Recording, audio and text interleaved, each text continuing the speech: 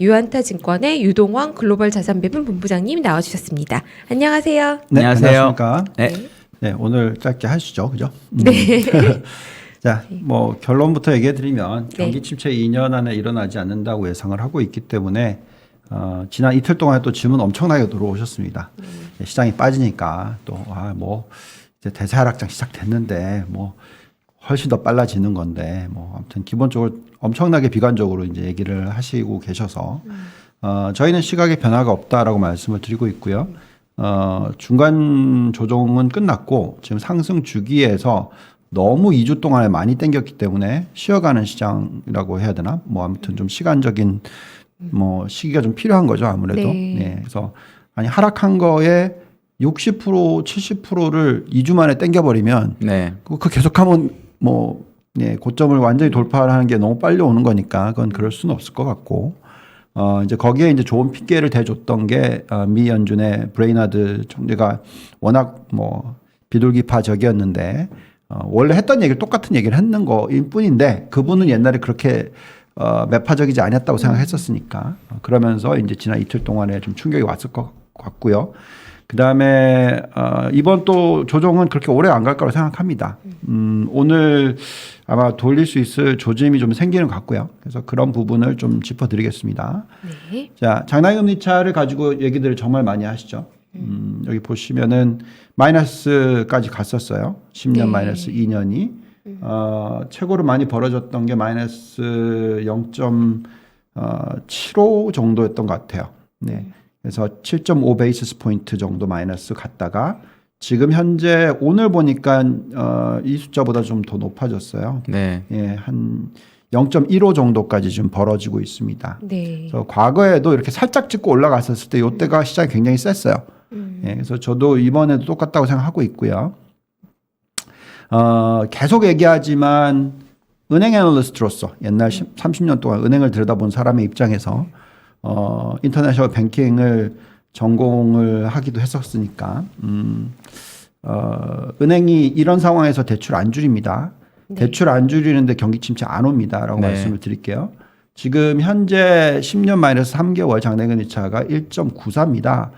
이 정도 마진이면요, 제가 은행에서 만약에 뭐 론 오피서로 있다 그러면 대출 많이 해줄 겁니다. 특히 모기지 론이 지금 30년 픽스트 레이시 4.5%면 이거 굉장히 좋은 시대예요. 그래서 제가 볼 때는 충분히 그렇게 대출해 줄 거라 생각하고요.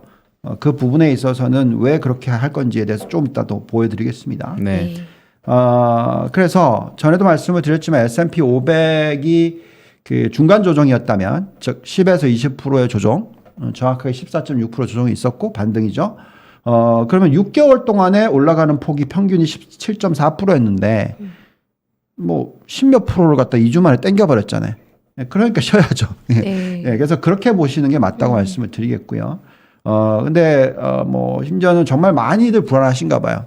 예, 어차피 한국 증시가 워낙 약하다 보니까 그런 것 같은데 심지어는 지금 이제 중국이 셧다운을 저렇게 하고 있는데 2020년 2월 달 그랬잖아요. 그러니까 이건 뭐 잘못된 거 아니에요? 또 그 중국이 저러면은 30% 폭락장 바로 시작되는 거 아니냐 뭐 이런 질문까지도 막 들어오십니다. 근데 그때하고 지금 완전 틀린 케이스예요. 집단 감염이 되면 될수록 오히려 빨리 경기 회복으로 넘어간다라는 건 아셔야 되겠죠. 네. 예, 우리나라도 지금 그렇고 지금 미국도 그렇고 영국도 그렇고 마찬가지이기 때문에 지금은 오히려 셧다운을 해 놓은 게 좀 이렇게 스트레칭을 시키는 거죠. 예, 경기가 둔화된 부분을 오히려 오픈을 하기 시작하면은 굉장히 빠르게 회복할 거라고 저는 생각을 하고 있습니다. 자, 또 다시 말씀을 드리지만 페이스가 중요한데 네. 만약에 진짜 2주 동안에 오른 그런 수준으로 계속 올라가는 시장이면 도대체 연말까지 얼마까지 올라갈까라고 생각하는 거냐? 그건 아니잖아요. 네. 계속 뭐 보여드렸지만 이 중간선거 기간 동안에 연초 대비해서 중간선거까지의 평균 수익률이 빵이다. 예, 0%다. 예, 그러면 지금 S&P 500의 1월 고점부터 시작해서 14.5% 빠지고 60% 이상 되돌렸고 그러면 11월까지 고점으로 되돌아간다라고 따지면 4,800포인트인데 지금 벌써 4,500이잖아요. 네. 네. 예. 300포인트밖에 안 오는데 예, 그래봤자 10%가 안 되는 숫자지 않습니까? 그러니까 그거를 11월까지 되돌린다고 생각을 하신다면 네. 좀 쉬어야 가는 타이밍이 필요했다고 말씀을 드리겠고요. 중간 조정이 있을 때 항상 이렇게 조정이 왔었다고 말씀을 드렸고 요 조정 평균적으로 16.3% 미디엄 그 후에 1년 동안 33.5%니까 결론 말씀을 드리면 지금부터 예를 들어서 한 8월 9월 달까지 전 고점으로 갈 수도 있을 가능성이 있고 네. 아니면 6개월 더 지나서 전 고점으로 갈 수 있는 가능성이죠. 왜냐하면 15% 빠지고 30% 올라야지 그 고점이잖아요. 네. 예, 그래서 시간적으로 조금 마음의 여유를 두시고 보시는 게 좋겠다라고 생각을 하고 있습니다. 여전히 똑같은 얘기를 해드리고 있는데요. 중간 조정이 있고 나서 이 실적 장세가 굉장히 중요하다고 생각을 하고 있고 이 실적 장세 구간에서 도대체 어떤 종목들이 매력이 있는지를 계속 생각을 해야 되는 타이밍이라고 말씀을 드리겠고 근데 이제 어쨌든 2024년쯤 되면 미 연준 금리가 2.5에서 3%에 도달을 하게 되니까 네. 이 시기가 언제 도달하는지를 보면서 제 개인적인 의견은 미 연준 금리 2.75% 되면 그래도 마켓 뉴트럴이라고 얘기했나요? 지난주 와서 어떻게 하는지 말씀드렸잖아요. 그런 포지션을 만들기 시작할 것 같습니다. 어쨌든 2.5%까지 가는 데까지의 시간적 여유가 어느 정도로 있을지를 앞으로 보는 게 중요할 것 같다라고 말씀을 드릴게요. 자, 그러면 이제 과거에 이 10년 마이너스 2년이라든지 10년 마이너스 3개월이 역전이 되고 나서 시장의 흐름이 어땠는지를 한번 볼게요. 어쨌든 우리가 얘기하고 있는 게 이게 지금 긴 사이클의 그 끝부분은 맞다라고 말씀을 드리고 있잖아요. 네. 그래서 그 끝부분이 앞으로 11개월이 남아있을지 1년이 남아있을지 2년이 남아있을지 4년이 남아있을지 정답이 없다라는 얘기를 해드리는 거고 네. 어쨌든 2009년부터 계산하면 지금 벌써 13년 차니까 네. 그 남은 마지막 구간이 2년일지 3년일지 4년일지를 생각하자라는 거고요. 경기 침체가 2년 안에는 안 온다라고 계산을 하면 아마도 앞으로 1년 반은 굉장히 좋은 장이 올 거다라고 생각을 하고 있고 그게 마지막 그 끝부분이라고 생각하는데 그 마지막 끝부분은 저의 생각은 항상 오름폭에 한 3분의 1이 마지막으로 남은 거라고 생각해요. 네. 예, 전체 긴 상승장에서. 네. 그걸 한번 볼게요. 네. 자, 요때가 지금 보시면은 2019년 8월 말에 10년 마이너스 2년, 그죠? 그 다음에 2019년 3월 말에 이 10년 마이너스 3개월인데 이걸 독특한 게 10년 마이너스 3개월이 먼저 왔어요. 딱 한 번입니다. 네. 먼저 크로스가 됐고 여기서부터 11개월의 상승이에요. 보시면은 요때는 지금 보시면은 요 상승폭이 굉장히 그렇게 높지 않아요. 보시면 S&P 500이 총 270% 오르고 나스닥이 430% 올랐는데 요거는 이제 경기 침체 빠져나오면서부터 고점까지. 네. 보시면은 거의 오름폭이 전체의 10%가 안 되잖아요. 그죠? 예. 요 정도밖에 안 오르고 마지막에 끝났어요. 네. 근데 기억하시는지 모르겠습니다만 코로나19는 경기 사이클하고 상관이 없었죠. 네. 그렇죠. 예. 갑자기 온 거잖아요. 네. 예. 그래서 저희가 얻어맞았어요. 그러니까 사실 그걸 놔뒀다면 경기 사이클은 오히려 더 많이 갔을 거라고 생각합니다. 어쨌든 간에 중요한 것은 그렇게 짧게 왔지만 6개월 만에 오고 11개월 만에 왔지만 고점이 그 기간 동안에 얼마나 올랐냐면 어쨌든 19%, 28%는 더 오르고 끝났습니다. 네. 네. 자, 그 다음에 제가 이제 지금 2001년, 2007년 요때하고도 비교를 하는데 저는 이때하고는 조금 헷갈려요. 왜냐하면 이때는 기본적으로 마지막에 만들어냈던 사이클이거든요. 닷컴 버블 붕괴가 되고 나서 다시 산업재 버블을 만들어냈는데 저는 그때가 좀 굉장히 억지로 만들어낸 사이클이라고 좀 생각을 하기도 하거든요. 어쨌든 원자재 가격 상승이 주도를 했던 사이클이었습니다. 그래서 지금은 사실 4차 산업혁명이 주도를 하는데 지금 막판이다 보니까 원자재 쪽도 같이 올라오고 있다고 생각하는 거고요.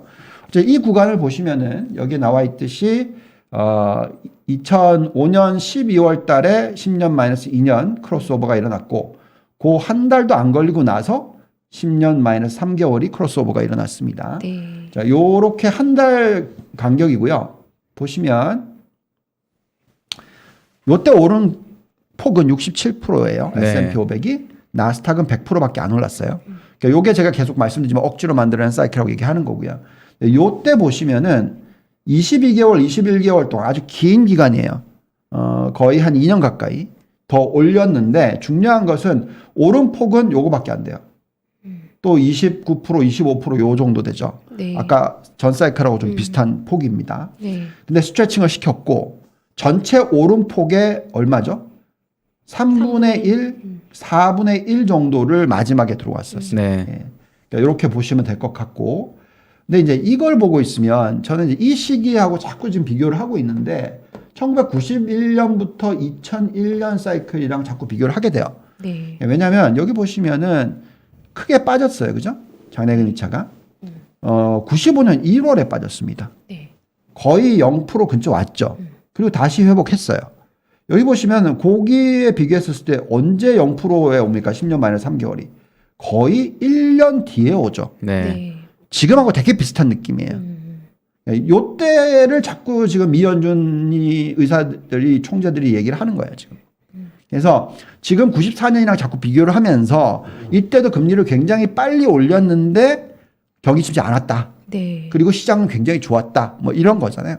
그래서 여기를 좀 비교를 한 거고 저는 만약에 이게 아니면 이때 보시면 98년 6월, 98년 9월 요때하고 비교하면 여기가 뭐가 들어왔냐면 닷컴 버블이 들어왔어요. 그래서 여기냐 정확하게 저는 정답이 없지만 계속 이쪽 시기와 비교를 좀 하려고 노력은 하고 있습니다. 자, 이때 보시면은 S&P 500이 323% 올랐고요. 나스닥이 1033% 올랐고요. 네. 그 다음에 완전히 크로스오버가 일어난 거, 94년이 아니고 98년입니다. 그때로 계산했을 때 1년 반 또는 22개월. 그러니까 지금으로 따지자면 10년에서 마이너스 2년부터 22개월. 뭐 이 정도로 보시면 되겠고, 그러면 앞으로 내년 연말이 되면 거의 이제 고점이 된다. 뭐 이렇게 계산하는 거고요. 마지막 보시면 얼마나 올랐냐? 39%, 50% 올랐고요. 185%, 200% 올랐어요. 그러니까 네. 전체 오름폭의 4분의 1 정도. 예, 또 그러네요. 오른 거죠. 그래서 이 마지막 남은 폭이 있다라고 저는 생각을 하고 있는 부분이 네. 되겠습니다. 본부장님 경기 침체 아까 말씀하실 때 제가 못 여쭤봤는데 최근 며칠 동안 반도체가 상당히 많이 빠졌거든요. 미국 반도체가. 네. 그 이유가 이제 제일 많이 얘기하는 게 결국은 경기 침체거든요. 상품 뭐 네. TSMC CEO가 뭐 핸드폰이 안 팔린다, 뭐 PC가 안 팔린다 이런 얘기하면 상품 소비가 안 된다는 건데 네. 그거에 대해서는 혹시 네, 그거 좀 이따 얘기할게요. 있나요? 예. 제가 자료에서 못 본 것 같아가지고 네. 네네네. 네. 네. 자, 우선 그 금리 인상 구간 요때를 보시면은 3에서 6% 금리 인상을 했어요. 1년 만에 했던 시기입니다. 그렇죠? 보시면은 임금 상승률 1차 상승기, 2차 상승기 다 들어왔어요, 이때. 그리고 또 조금 떨어지는 듯 했지만 계속 올라갑니다. 그래서 임금이 받쳐주면은 사이클은 계속 이어진다라고 생각하는 거고요. 그래서 지금 일시적으로 소비가 안 일어난다고 얘기를 하고 있으나 제가 볼 때는 지금 그 유가가 갑자기 급등을 했기 때문에 거기에다 일시적인 약간 단기 쇼크라고 생각하고요. 실제로 가처분 소득 대비해서 숫자가 그렇게 높지 않기 때문에 또다시 수요가 들어온다라고 저는 생각하는 거고요. 그게 요때하고 비슷하다고 보시면 될 것 같아요. 네. 예, 그렇게 전 설명을 드리고 있고 결국은 이 빠르게 올리고 나서 또다시 금리를 인하하는 구간이 나올 수도 있어요. 만약에 진짜 소비가 제대로 많이 안 일어난다면. 그래서 그거는 지켜보시자라는 거고요. 지금은 어쨌든 요 구간이다라고 생각하고 있고 저는 이때 보시면은 계속 말씀을 드렸지만 노동 참여율이 쭉 올라가는 구간이 나왔어요. 그래서 1%씩 포인트 정도 올라가는 구간이 나올 거고 지금 60 좀 이따 보여드리겠지만 어쨌든 63.4에서 62.4에서 63.4까지는 올라가는 구간이 나올 거다 생각하고 있습니다. 또 이때가 굉장히 중요한 게 이 노동 생산성이 쭉 들어오는 시기예요. 그래서 저는 기본적으로 테슬라가 이번에 노조 막 얘기 나오고는 있지만 테슬라의 시장 점유율이 높아지면 높아질수록 이 미국의 생산성이 굉장히 빠르게 올라갈 거라 생각해요. 그래서 그 부분도 봐야 된다고 생각하고요. 그래서 아직까지 전체 사이클이 지금 끝났다고 얘기가 굉장히 좀 찝찝하다고 계속 얘기를 하고 있는 거고요. 이때도 보시면은 어쨌든 장단금리 차가 거의 0%까지 왔다가 다시 올라가니까 결국은 이 구간이 계속 이어지니까 시장은 계속 갔다라는 거죠. 네. 그래서 장단금리 차가 낮게 유지되는 기간이 길면 길수록 성장주들이 올라갑니다. 네. 예, 그래서 저는 성장주에 대한 비중을 적게 가져가지 않는다고 계속 말씀을 드리고 있고요. 이때 결국 보시면 이 정도의 상승폭이 들어왔었다. 그래서 저는 뭐 이때를 비교하고 있고 지금 현재 생산성 올라가는 추이를 보시면은 뭐 그때하고 큰 차이가 없을 거고요. 이 숫자를 확인하기 전까지 시장이 끝났다고 저는 생각 안 하는데 언제 숫자가 나오냐면 5월 한 3일인가 4일 정도에 네. 나올 거예요. 그때 보면서 또 얘기를 합시다. 아직 한 달 정도 남아 있으니까. 자, 그다음에 이제 1982년부터 90년 사이에 있었던 사이클을 보시면 이때가 훨씬 더 어떻게 보면은 이 원자재 사이클하고 좀 더 비교가 돼요. 왜냐하면 이때가 S&P 500이 더 많이 올랐어요. 나스닥보다. 그래서 이 크로스오버가 일어났던 거 보시면은 12월 달 88년에 일어났고요. 그리고 3개월짜리의 크로스오버는 10년, 2년 다음에 4월에 일어났으니까 거의 한 4개월 뒤에 일어났어요. 그럼 지금 일어났으니까 4개월 뒤에 일어난다고 계산한다 하더라도 기본적으로 18개월에서 15개월 정도. 그러면 결국은 내년 말이겠죠. 예. 그래서 내년 말까지 추가 상승이 일어난다라고 계산했었을 때 보시면은 이 오름폭에 나스닥 S&P 500 323%에 34% 그러니까 10% 정도. 그다음에 나스닥은 129%인데 49% 올랐으니까 이거는 뭐 거의 3분의 1이잖아요. 네. 그리고 또 재밌는 건 뭐냐면 이 구간이 이 나스닥보다는 S&P 500이 더 많이 올랐는데도 불구하고 네. 마지막 끝물에는 나스닥이 더 많이 올랐어요. 네. 그러니까 결국은 낮은 금리 시대에 장단기 매차가 굉장히 낮을 때는 기본적으로 성장주들이 퍼포먼스가 나쁘지가 않다라는 얘기를 해드리는 겁니다. 그래서 지금 현재 시점에서는 저는 성장주에 대해서는 지난 1년 동안을 보시면은 어쨌든 그 원자재 가격들이 막 올라가면서 퍼포먼스가 굉장히 좋았지만 포트폴리오 구성을 잘할 필요가 있다라고 생각을 합니다. 결국은 수익률에 맞춰서 즉 ROE에 맞춰서 투자 포트폴리오를 만들어야 된다라고 얘기를 해드리고 있습니다. 자, 그럼 이제 미 연준의 금리 인상 스케줄을 보면서 말씀을 드리면 여기에 나와 있듯이 그 올해 지금 이번 5월 달에 0.5% 올리겠다라는 가능성이 상당히 높아졌고요. 그죠? 네. 그다음에 이제 연말이 됐을 때 얼마까지? 2에서 2.25%까지. 네. 예, 그리고 내년 7월 말이 되면 대충 보니까 이제 2.5에서 2.75%까지 올리는 거가 되죠. 네. 제가 뭐라고 말씀을 드리고 있냐면 2.5에서 3% 사이가 됐었을 때 고점이 나올 것 같다라고 생각하는데 그래서 여기서 계산하면은 아마 내년 1, 4분기 정도가 되지 않을까 생각해요. 예, 그래서 내년 1, 4분기쯤 되면은 제가 포트폴리오를 어떻게 바꿀지는 그때 가서 좀 보겠는데 또 장단기 매차가 어떻게 되고 있는지도 볼 거고요. 기본적으로 서베이를 한 걸 제가 데이터를 봤는데 네. 미국에 있는 인베스터들 500명인가 아무튼 뭐 그 큰 인베스터들 500명 평균이 올해에 리세션이 온다고 생각하는 사람은 뭐 거의 없고요. 내년도에 온다고 생각하는 게 거의 한 40%가 넘고요. 네. 그다음에 내후년이 16%, 그 다음 해가 13%, 요 정도더라고요. 그래서 다들 내년에 온다고 생각을 해요. 네. 그렇다면은 지금 벌써부터 이제 빠져야 된다고 얘기를 하는 사람들이 있을 수가 있는 거죠. 근데 제가 볼 때는 경기 침체가 오는 시기는 내년 말이 아니고 2024년일 확률이 훨씬 더 전 높다고 생각하고 있고요. 네. 자, 그렇다면은 24년이 될지 25년이 될지 정확한 정답은 저는 없어요. 근데 그 부분을 좀 이따가 좀 보면서 말씀을 드릴게요. 자, 그다음에 이제 양적 긴축 부분에 있어서 1조 달러 축소 목표를 얘기를 하고 있습니다. 네. 지금 월 단위로 어쨌든 900억 달러 정도 넘는 수준을 얘기를 하고 있잖아요. 네. 예, 그래서 대충 우리가 지난번에 왔을 때 말씀드린 것하고 비슷한 내용인 것 같습니다.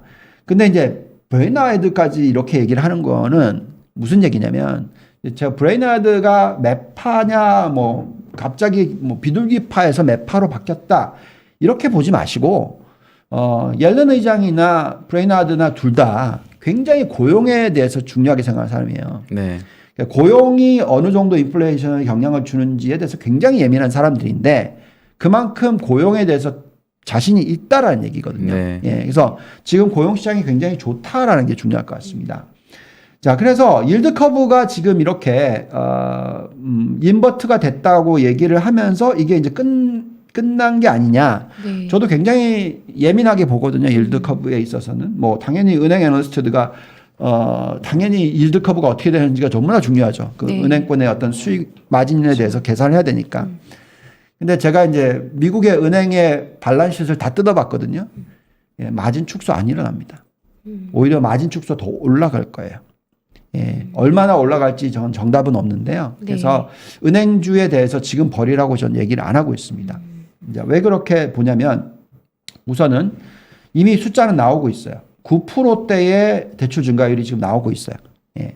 그러니까 이렇게 나오고 있는 이유를 보시면 왜 10년 마이너스 3개월이 더 중요해지냐면 이미 10년, 그러니까 1개월, 뭐, 아니면 그 요구불 예금 3개월 다 0% 근처에 와 있었단 말이죠. 그렇죠. 네, 그래서 상당히 많은 비중이 지금 이미 예금은 거의 이자를 안 내는 예금들의 비중이 높아요. 그래서 그게 이제 3개월짜리가 높아지면 그만큼 마진이 축소가 되는 거예요. 근데 그게 아니면 여전히 마진은 3개월짜리와 10년짜리의 갭을 가지고 마진이 형성이 돼요. 그게 예대 마진이고요. 네. 그럼 더 중요한 것은 그 예대 마진보다도 순이자 마진율인데 이제 순이자 마진율은 어떻게 계산을 하냐면 막 이자를 창출해내는 자산들이 있을 거 아니에요. 뭐 어떤 거는 국채를 들고 있으니까 뭐 1%밖에 수익을 안 내고 있는 거. 아니면 어떤 거는 대출을 해주고 있으니까 5% 내고 있는 게 있을 거고요. 그죠? 근데 지금 보시면은 예대율이 60%예요. 네. 은행권 대부분이. 네. 그럼 40%가 굉장히 낮은 금리에 무수익성 자산일 가능성이 높다라는 거죠. 그렇죠. 근데 점점 더 오른쪽으로 있는 그 흔히 말하는 높은 금리에 있는 것들이 비중이 높아진다는 거죠. 그래서 전체의 그 퀀터티로 계산을 하면 오히려 마진이 올라갈 수 있는 룸도 있다라는 거죠. 네. 왜? 국채의 규모를 줄이니까 지금. 네. 예. 거기에 그럼 그렇게 할 수 있는 어떤 펀디멘탈을 은행권이 가지고 있느냐? 가지고 있다라고 얘기했죠. 어떤 부분이 있냐? 우선은 임금 상승률이 높으니까 가계 대출을 해주는 데 있어서 훨씬 마음이 편하겠죠. 네. 예. 지금 7.1% 나오고 있죠. 고용 시장이 워낙 튼튼합니다. 웨이지 셀러리 그로스가 9.1%예요. 네. 예, 이 정도면 뭐 얼마든지 대출 9% 해주죠. 임금이 9%씩 늘고 있는데 그럼 이자를 얼마든지 낼 수 있다고 생각할 거니까 그죠? 실업률 3.6% 그죠? 코로나19 터지기 전 수준까지 내려왔고 네. 여기에 시간당 임금 상승률이 자그마치 5.6% 증가를 계속하고 있어요. 예. 여기에 비농업자 신규 고용자 수도 계속 늘고 있단 말이죠. 실업 청구권자 수가 4주 평균이 전의 사이클보다도 더 낮아졌어요. 네. 네. 여기에다가 이제 노동 참여율이 올라가고 있는데 요 수준까지 올라갈 수 있는 룸이 있어요. 네. 그죠? 여기다가 하우스홀드가 어떻게 되냐? 정말 캐시 투 라이빌리티가 정말 높아졌어요. 캐시가. 여기에 은행권 연체율이 역대 최저예요. 기업 연체율이 굉장히 낮아요. 네.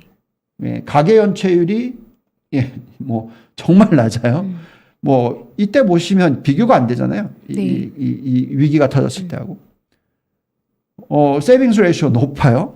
인컴이 스펜딩보다 훨씬 높아요.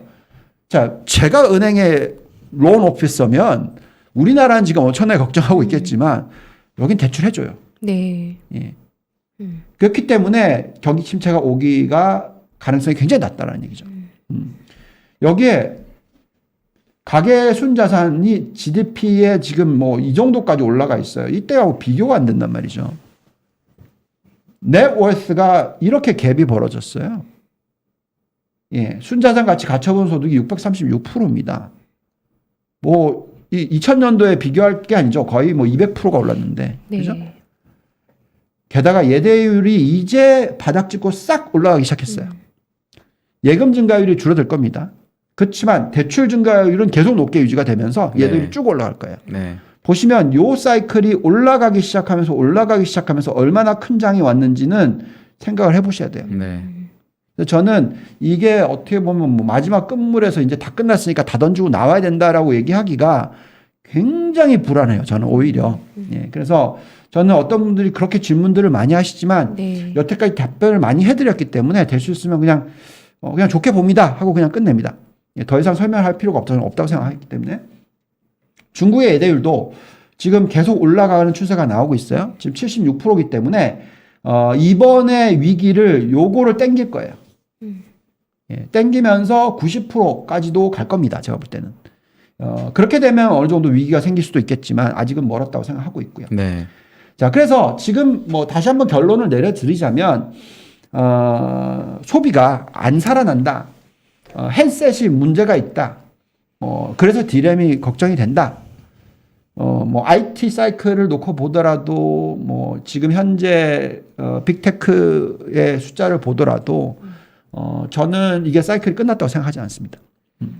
희한하게 마이크론 실적이 되게 잘 나오고 가이던스도 엄청 좋았는데 주가가 3.6% 빠지고 반등을 못 하더라고요. 그래서 이거를 시장이 어떻게 해석하는 건지 좀 어떻게 생각하세요? 그거는 좀 가이던스까지 좋았는데도 되게 좋았는데도 주가가 영 메가리를 못 쳐가지고. 그러니까 아까 보여드렸듯이 경기 침체. 네. 다들 지금 경기 침체라는 부분을 집어넣고 얘기를 하고 있으니까 네. 섣불리 못 사주는 거죠. 예를 들어 2분기는 되게 정말 엄청 잘 나왔거든요. 그리고 제가 읽어보니까 뭐 엄청 헬시하고 디맨드 서플라이 안 좋고 뭐 너무너무 좋다라고 2분기까지 확실하게 얘기를 해줬는데 그럼 3분기, 4분기까지 안 좋다고 생각하고 벌써 파는 건가요? 아니 우리 저기 삼성전자, SK 하이닉스 안 당했어요? 근데 전자랑 하이닉스는 그 다음 분기 했잖아요. 가이던스가 아예 없잖아요. 근데 여기는 가이던스 숫자로 딱 찍어주고 컨센보다 거의 20%가 높았는데도 이러고 있는 거는 이거를 이제 예를 들어 주가가 항상 맞는 거다라고 생각한 사람은 아 이건 3분기 맛이 가는 거다라고 보는 거고 뭐 이런 그래, 거잖아요. 한번 차트 보죠. 네네네. 네. 네. 어디 갔냐? 나 여기 갖고 왔나? 안 갖고 왔구나. 네. 아, 오케이. 자, 오늘 제가 모 다른 방송국에서 반도체 사이클에 대해서 네. 짚었는데 네네. 보시면은 속스 인덱스가 240%인가 올랐어요. 예. 코로나19 터지고 나서. 네. 자, 그리고 나서 고점 대비해서 25% 빠졌었다가 네. 다시 19% 반등을 했다가 네. 다시 13% 하락했어요. 네. 네. 예, 그거는 끝난 사이클이라고 저는 생각 안 하는 거죠. 네. 예, 그래서 전 저점을 뚫고 내려오지도 않았고, 네. 예, 제가 생각할 때 오늘 뭐 돌리기 시작한다면, 네. 저는 큰 문제가 없다고 생각을 하고 있고, 그 다음에 지금 반도체가 조정을 받고 있는 이유 중에서 지금 계속 말씀하신 게 PC 디맨드, 핸셋 디맨드 네. 모든 부분들이 지금 다 꺾이는 게 아니냐라고 얘기를 하는 거고. 네. 네. 근데 제가 볼 때는 꺾이는 거를 걱정을 하는 것이 실질적으로 꺾였다고 생각하지는 않고요. 네. 디램 가격이 그러니까 바닥 대비해서 작년 11월 달 바닥 대비해서 2,600에서 3,600까지 올라갔었어요. 네. 그리고 지금 3,300이란 말이죠. 네. 그래서 요 살짝 10% 꺾였던 부분이 지금 다들 걱정하고 있는 리드 타임이라고 얘기하죠. 네. 반도체의 공급이 주문을 넣고 판매가 되는 데까지 걸리는 시간이 지금 이제 자그마치 6개월이 넘었어요. 네. 예. 그러니까 길어지니까 결국은 이쪽에 디맨드가 줄 거라는 걱정을 하는 거죠. 근데 그게 아니고 네. 제가 볼 때는 이제 자동차든 모든 디맨드가 계속 지금 붙어 있는 거죠. 그래서 일시적으로 지금 그때 사이클하고 옛날 사이클 생각하면서 걱정을 하고 있다고 생각하는 거고요. 네. 제가 볼 때 실제로 계속 수요가 살아 있다면 지금 생산과 수요는 그대로 지금 살아 있다고 좀 보고 있거든요. 그래서 지금 1월달, 2월달 나왔던 숫자들 디맨 프로덕션 숫자는 계속 올라가고 있어요. 예, 그래서 올라가고 있는데도 불구하고 계속 지금 리드 타임이 늘어나고 있다라는 것은 네. 제가 볼 때는 큰 문제는 없다라고 좀 네. 생각하고 있습니다. 네. 네. 네. 네. 네. 자, 그래서 그 말씀한 대로 그러면 그렇게 이걸 한번 봅시다. 지금 이제 어떻게 많은 분들이 생각하냐면 이게 사이클이 끝났다고 생각하면 텍이나 IT와 반도체를 팔아야 된다 얘기를 하는 거고 뱅크 오브 아메리카가 이거를 갖다가 지금 내서 얘기를 하고 있어요. 보면은 카마더티가 이렇게 많이 빠졌으니까 쌍바닥을 찍고 지금 이제 올라가고 있으니까 네. 이게 올라갈 거다. 그 다음에 에너지가 이렇게 많이 빠졌으니까 이제 스탠다드 디비에이션 2까지 내렸다가 지금 올라가고 있으니까 올라갈 거다. 네. 자, 그래서 지금 이제 얘기를 하고 있는 게 카마더티와 에너지를 투자를 막 해야 된다라고 얘기를 하고 있고 IT는 이렇게까지 올라갔었으니까 팔아야 된다. 네. 이렇게 얘기를 하고 있어요. 그래서 거기에 끼워 맞추기가 지금 일어나고 있는 거죠. 네. 예. 당연히 디램은 이 사이클의 가장 중요한 핵심이죠. 거의 우리가 요즘 얘기하고 있는 쌀이라고 얘기를 하는 거니까. 그래서 요걸 가지고 자꾸 얘기를 하는데 저는 이렇게 얘기를 하려면 숫자가 뒷받침돼야 된다고 생각을 해요. 근데 숫자가 뒷받침되는 부분은 물론 카마더티 쪽이랑 에너지 쪽의 수익률이 좋아진 거는 인정을 해요. 네. 네. 워낙 안 좋았다가 좋아지고 그렇죠. 있으니까. 예, 그래서 그것을 인정을 하고 들여다보더라도 상승 여력이 없다라는 게 아니고 네. 상승 여력이 한 30%에서 50% 정도 나오고 에너지도 마찬가지로 뭐 한 30%에서 50% 정도 나오고 반대로 이런 4차 산업혁명 관련주들의 상승 여력은 세 자릿수가 나온다는 거예요. 네. 네. 예. 그래서 그런 숫자를 보면 예를 들어서 이런 거죠. 태양광 180%, 반도체 150%, 네. 신재생에너지 100% 이렇게 쭉 나오다가 밑으로 내려가면 이제 인프라가 48%, 산업재가 43%, 가치주가 37% 이렇게 나와요. 네. 물론 제 모델이 다 맞다는 얘기는 아닙니다. 근데 제가 여태까지 분석해온 결과값으로 계산을 하자면 아직까지도 펀디멘탈적인 매력도는 성장주가 훨씬 더 있다라는 거죠. 네. 그래서 너무 차이가 났으니까 갭이 그걸 캐치업을 하는 거죠. 항상 그래서 리딩하는 업종이 먼저 가고 그 다음에 쫓아오고 또 다시 리딩하는 업종이 가고 그 다음에 쫓아오는 현상이 나오는 거지. 그게 아니라 리딩하는 업종 다 버리고 마지막에 쫓아오는 업종이 다 와가지고 이제 그게 끝이다. 그것도 아니에요. 지금 네. 얘기 들어보면 이 뱅크 오브 아메리카 얘기하는 걸 들어보면 그냥 이 사이클이 오래 갈 거라고 지금 얘기를 하는 거예요. 그냥. 네. 예. 그래서 에너지 롱에 커머더티 롱에 테크 숏에 뭐 이런 식입니다. 그래서 저는 그거에 대해서 동의를 하기가 좀 어렵다고 자꾸 말씀을 드리는 거고 네. 비트코인이 이게 거품이고 팡이 거품이다 고 자꾸 얘기를 하는 거예요. 근데 저는 아무리 숫자를 들여다봐도 비트코인이나 팡이 거품이라고 생각이 잘 안 들어요. 예, 그래서 저는 이런 상황에서는 포트폴리오를 쉽게 조정하고 싶은 생각은 없습니다. 물론 수익이 제법 있기는 합니다만 네. 여전히 유지를 시킨다고 말씀을 드리겠고 계속 이 포트폴리오를 지금은 얘기를 하고 있어요. 대신에 어떤 노력은 하냐면 너무 이쪽만 고집을 하는 게 아니라 가치주에 있어서도 석유, 원자재, 산업재, 소비재, 금융주 중에서 마지막 사이클이 남았을 때 이렇게 변화가 일어나면 도대체 얼마나 수익성이 좋아질까는 봐요. 네. 그래서 어떤 종목들을 골라야 되는지는 합니다. 예, 그래서 제가 이번 주에도 그 일정 부분의 그 성장주를 조금 털고 가치주 중에서 석유 원자재 관련된 종목을 포지셔닝을 좀 늘렸어요. 근데 대신에 섹터로 가지 않았고 종목에 대한 자신감이 있기 때문에 그쪽으로 들어갔습니다. 예, 그래서 종목을 골라내셔야 돼요. 네. 그러니까 성장주가 아닌 가치주로 들어가실 때 제가 볼 때는 종목 고르기만큼 중요한 게 없습니다. 지금 현재.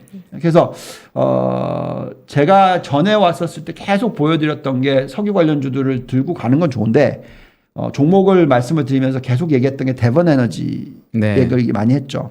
그래서 어쨌든 주가가 굉장히 살아 있어요.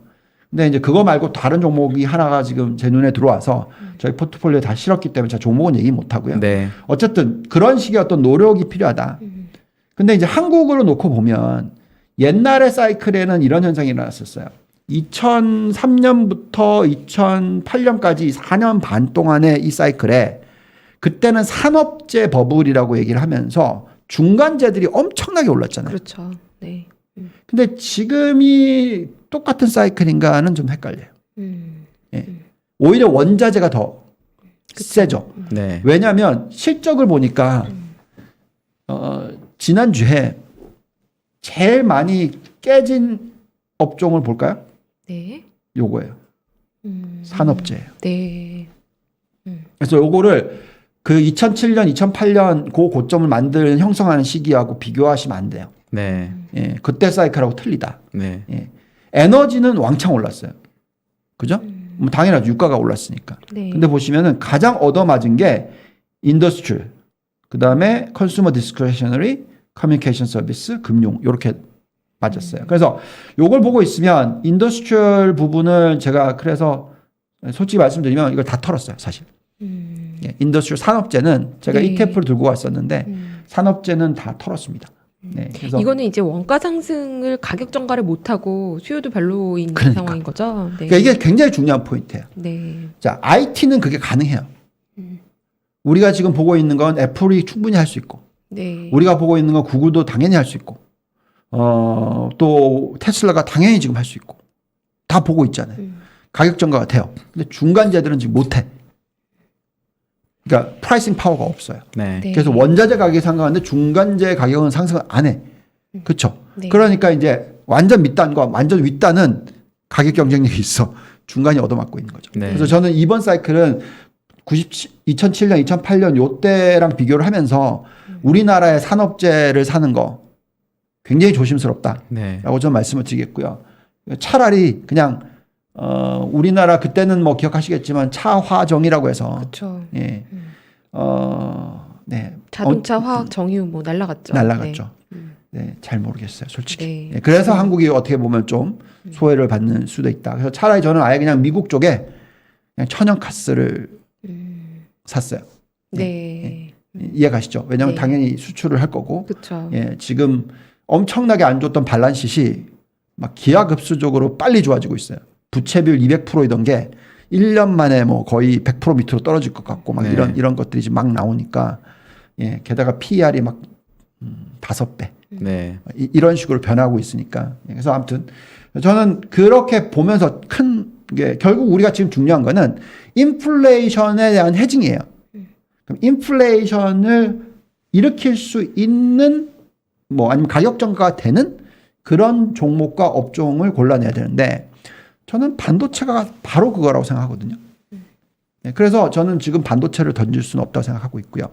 마찬가지로 천연가스던 뭐 이쪽도 제대로 봐야 된다고 생각하고 있고, 그래서 지금부터 앞으로 2년 동안 종목을 잘 고르느냐 못 고르느냐가 매니저들의 입장에서는 거의 수익률의 천지 차이가 나올 거다. 그래서 정말 노력하는 그런 구간이 돼야 되니까 개인 투자자들도 그것만큼 지금 중요한 게 없다라고 말씀을 드리고 마무리를 하겠습니다. 네. 딱 40분. 네. 오늘도 고생하셨습니다. 아닙니다. 네. 지금 시장이 참 아직도 혼란스럽다 보니까 질문도 많이 받으실 테고 네. 힘드실 텐데 저녁에 이렇게 나와주셔가지고 또 아닙니다. 오늘도 글로벌 시장 얘기 해주셔서 감사합니다. 네, 오늘 저희가 1, 2, 3부, 3부까지 있어가지고 오늘 조금 짧게 1부를 마치도록 할게요. 네. 유한타증권의 글로벌 자산배분 본부장님, 유동원 본부장님 이만 마치도록 하겠습니다. 네. 고맙습니다. 감사합니다. 고맙습니다.